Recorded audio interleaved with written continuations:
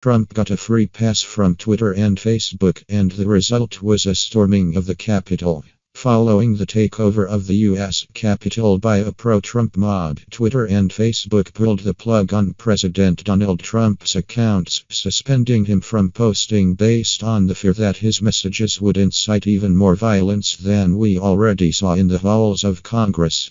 But Wednesday was hardly the first time Trump had violated policies on social media that would get a normal person banned. Wednesday's events were an inevitable conclusion thanks to the conspiracy-laden chatter in the darker corners of the internet that social media companies allowed to freely spread. Over the course of Trump's presidency, Facebook and Twitter rewrote their policies to give the president more runway to say dangerous things under the guise that it was important for the public to know the stream of consciousness thoughts from world leaders.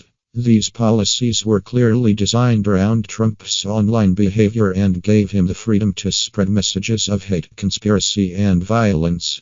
At best, those policies simply enabled Trump's lies and calls for violence. At worst, they let those dangerous messages go viral and be believed by enough people who were willing to break down the doors of the Capitol. For years, tech industry observers speculated what the final straw would be. What would Trump have to say or do in order for tech platforms to limit his messages on social media? Now we know. It wasn't threats of nuclear war.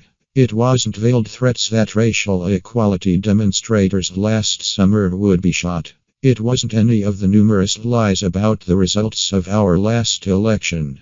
It was only after the president's words resulted directly in a storming of the Capitol building by his angry supporters that the tech platforms took real action and blocked Trump from posting, at least temporarily. Twitter went as far as to say that Trump would be permanently banned if he violated the company's safety policies again after his suspension.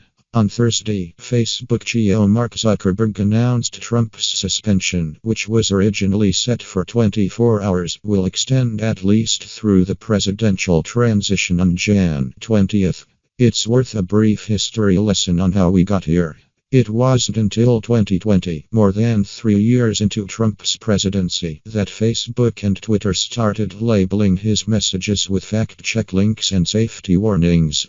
And that was mostly spurred by Trump's messages on the George Floyd protests and false claims about the legitimacy of mail-in ballots in the months before the November election.